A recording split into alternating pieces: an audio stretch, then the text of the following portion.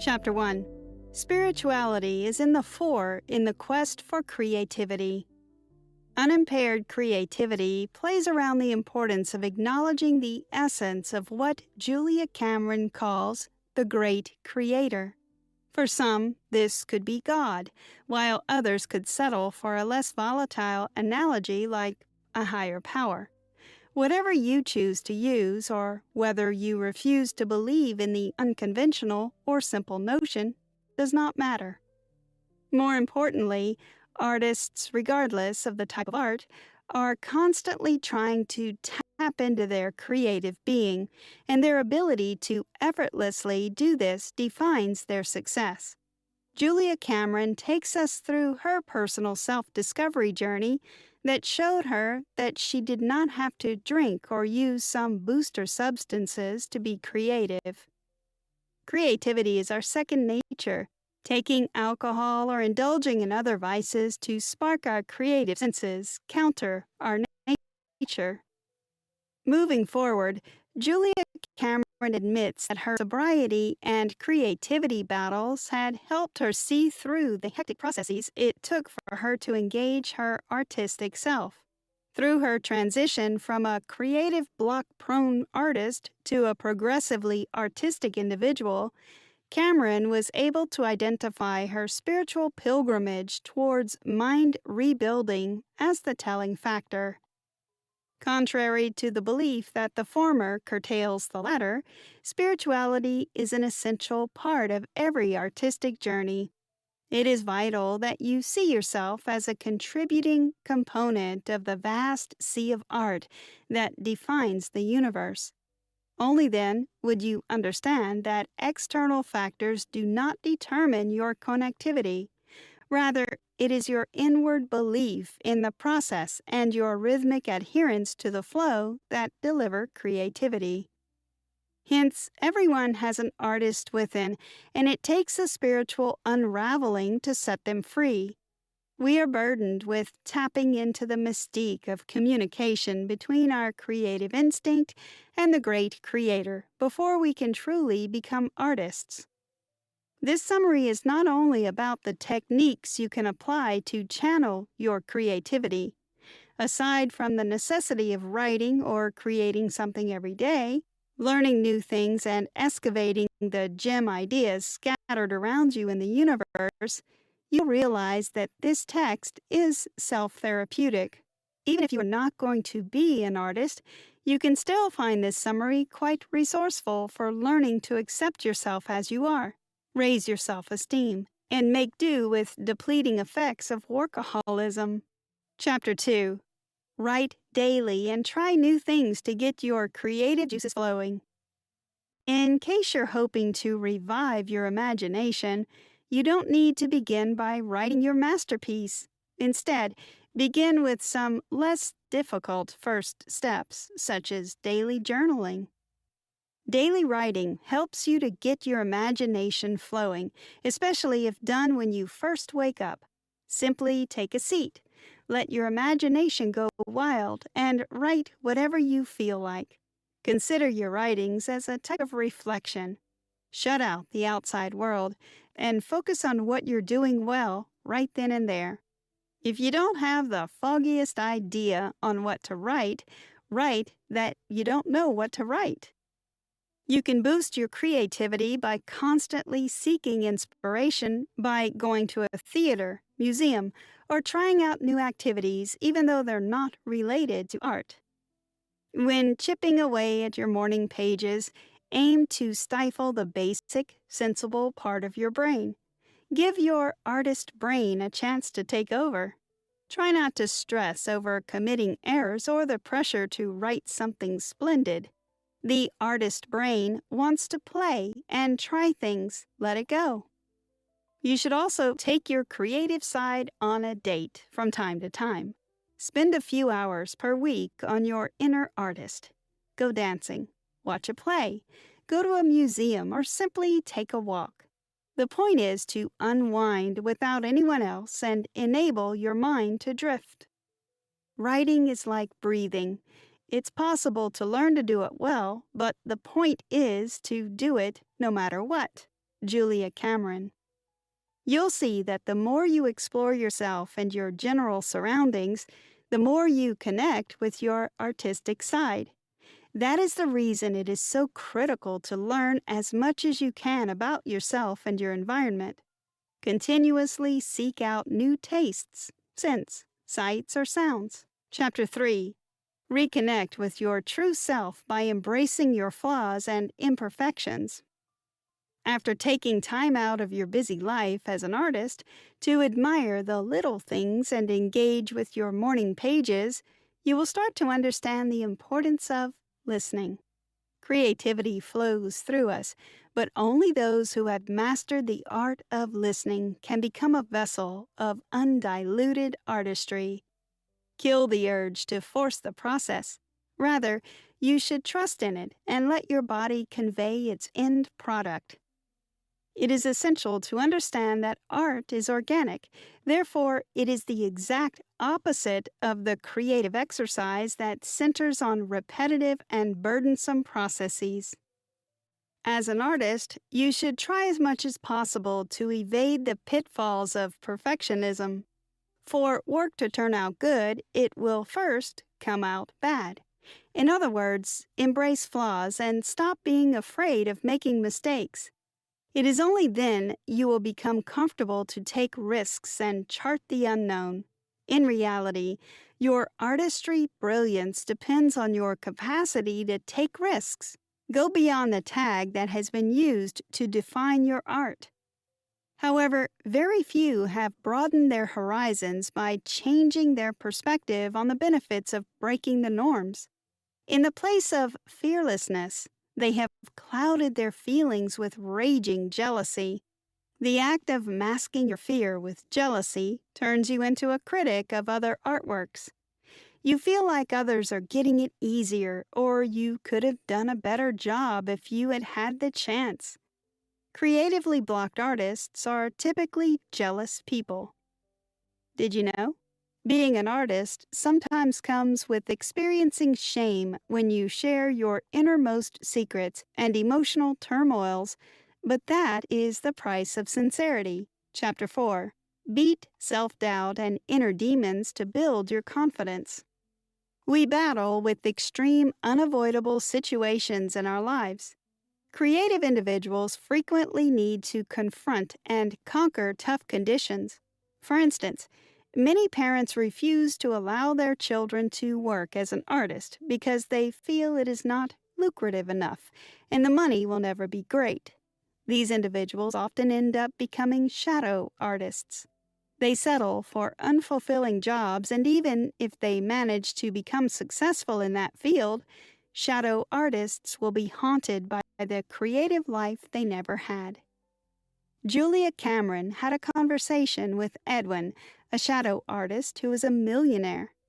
Edwin's dad made him go into finance. Presently, he surrounds himself with art and artists to make up for the art career he couldn't have. Shadow artists regularly end up in fields related to the art they cherish. A shadow poet may work as a copywriter, for example.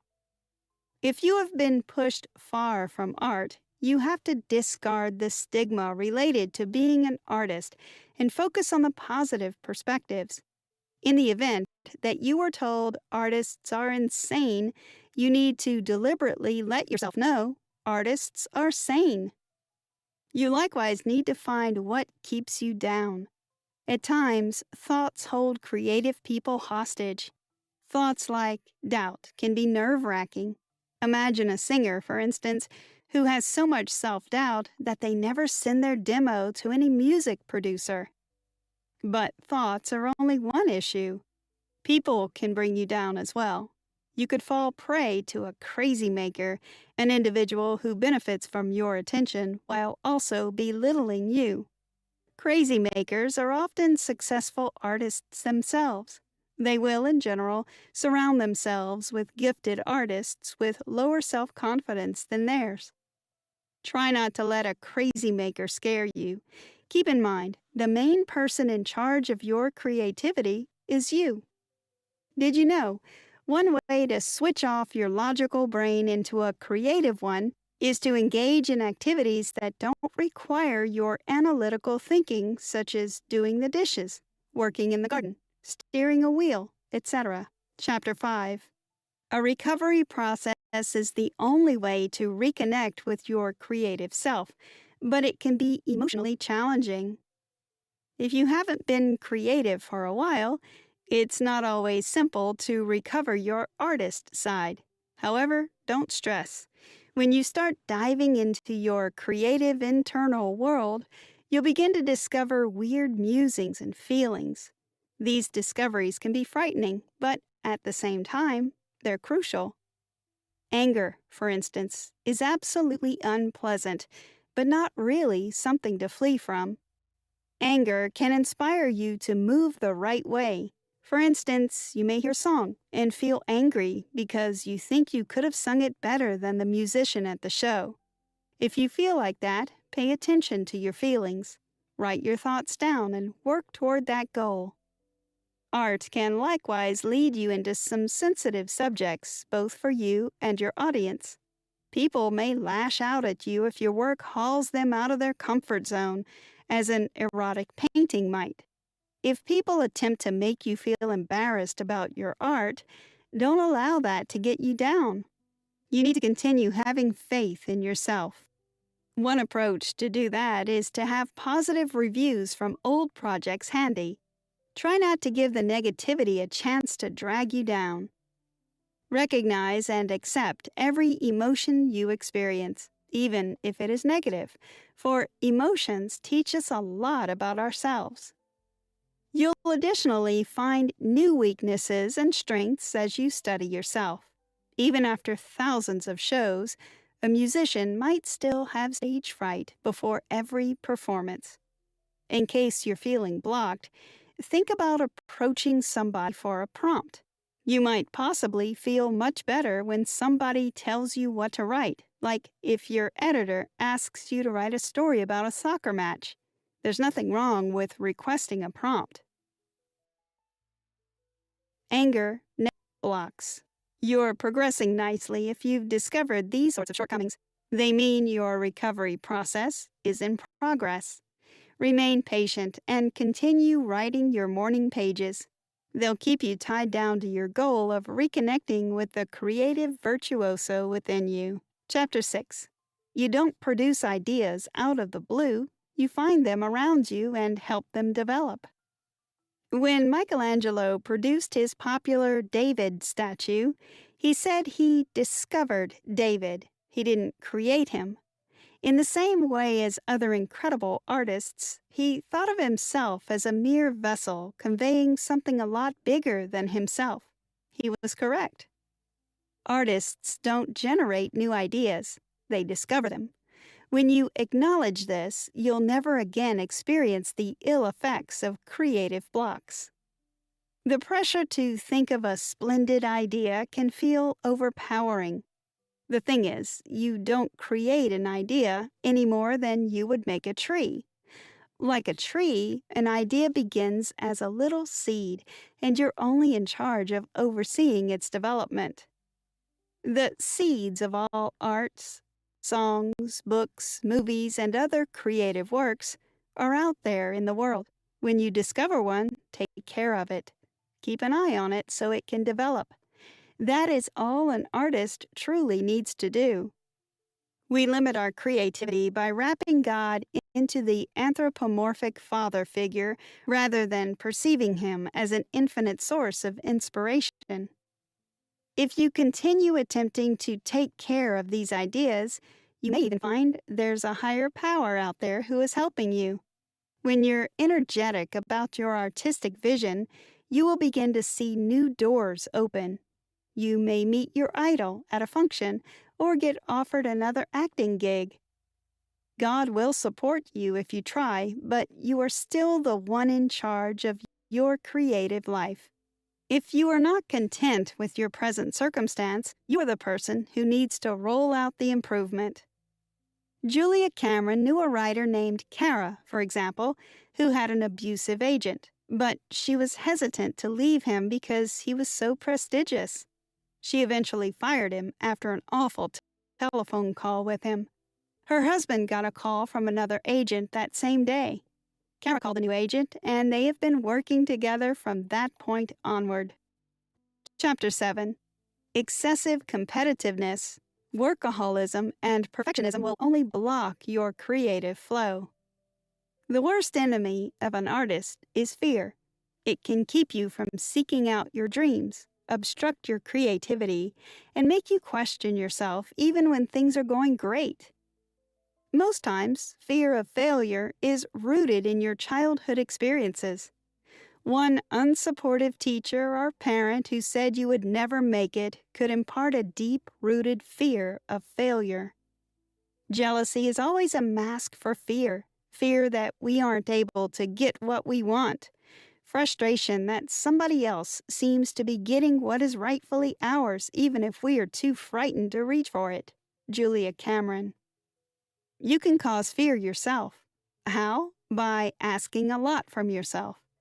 Unrealistic goals, like aiming to produce a movie in December when it's already October, are hazardous. You won't meet these goals, and after that, you will accuse yourself. You will begin to feel jealousy, grief, regret, and self-loathing, making it difficult to have any creative flow. Then you will start putting yourself down for not achieving anything, undermining your very own self-confidence to the point where you're anxious about attempting another project, and you'll surrender. Other than the dread you can bring upon yourself, there are two risky and useless habits you need to pay attention to. The first is workaholism. A few people react to creative feelings by being a workaholic. And if you consider creativity as God's vitality flowing through you, it might make sense that a few people react with such a compelling, compassionate reaction and work excessively. Yet, workaholism is counterproductive. Working too much makes it difficult to explore God's energy coursing through you. It's smarter to let your mind smoothly investigate thoughts normally and not force them.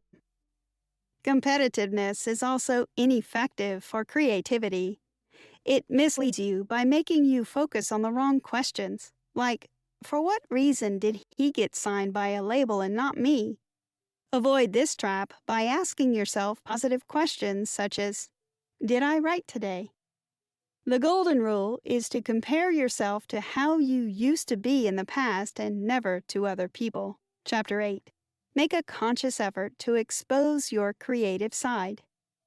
Each artist needs a dash of self-confidence, so if you want to restore your creative self, you'll need to reevaluate your past to perceive what may have harmed your self-confidence and how you can resuscitate it. Start by thinking back and choosing 3 past encounters that brought down your feeling of self. Any experience or memory counts, even those that may appear to be silly. If a teacher laughed at your sketches in high school, put it on the list. Recognizing the moments that hurt your self-confidence will enable you to confront them and overcome them. This is the main way you can heal from the hurt they caused. You can also improve your confidence with imaginative exercises such as picturing your ideal creative day. What would you do after getting out of bed? What would you have achieved at the end of that day? Picture yourself overcoming difficulties as well. Remind yourself you can. Affirmations are another great method to support your artistic self. Consistently pick 5 affirming sentences per week and try to remind yourself of them regularly. For instance, I'm creative. My imagination is a fortune. I have a great deal to offer, etc. Look into your childhood and adolescence to recall every situation when your self-esteem was undermined by other people. Write these situations down and reflect upon the impact they had on your life. Create helpful habits as well. If you end up disappointed when you don't achieve enough in one day, try to build the habit of pausing and taking a deep breath. Then think of what you could achieve in the rest of the day. You ought to build up the habit of surrounding yourself with a greater amount of life's little delights. Fill your home with nice scents, or wear your most loved outfit for no specific reason. Compose positive reminders for yourself, such as, treating myself to a valuable object will make me strong. Your creative juice will be flowing through you in the blink of an eye. Conclusion. It is difficult to activate your creative potential. However, everybody can do it. If it appears to be overwhelming, simply begin with a couple of straightforward steps. Write morning pages, investigate new topics, and take yourself out often. When you start glimpsing inside and concentrating on your artistic objectives, you'll locate your creative self in no time. Put this way, it appears to play down the importance of self-work each of us needs to do in pursuit of genuine creativity. For example, your morning pages are a perfect locus to be spiritually naked, with the writing mirroring your inside world. However, it takes enormous bravery to face yourself as you are because no one is perfect. We all feel rage, jealousy, and fear at times. We need to embrace them to be whole, heal, and unblock our creative potential. One common mistake everyone makes is thinking that we are the source of creativity. However, the original is always some higher power that we tend to refer to as God or the Absolute. Thus, engaging in the acts of creativity, we only channel what already exists in the most perfect form and is much bigger than ourselves. Another point we tend to get wrong is that we can force creativity either by incessant overworking or ceaseless perfectionism. The first one always leads to exhaustion, offering no benefit. Everything you create on the edge of your potential is not liminal geniality, but desperation. Regarding perfectionism, it is also rather harmful, as we can redo and modify till the crack of doom, and nothing will still be good enough. Artistic creativity should never be damaging and heavy. Instead, it should have us reach for the light effusing from the source of life. Try this. For at least 10 minutes a day, try omitting the first-person pronouns, I, me, mine, etc. when you have a conversation with someone. If you don't talk to anyone throughout the day, write a letter to someone, omitting the exact words. This is a technique offered by writer Dorothea Brande. Limit your project. The first thing that comes to mind is a clear deadline. If there is no way to impose a temporal restriction, limit yourself on the number of words you write for a writer or journalist, or specific colors to use for a painter. Dr. Seuss used this technique while working on Green Eggs and Ham.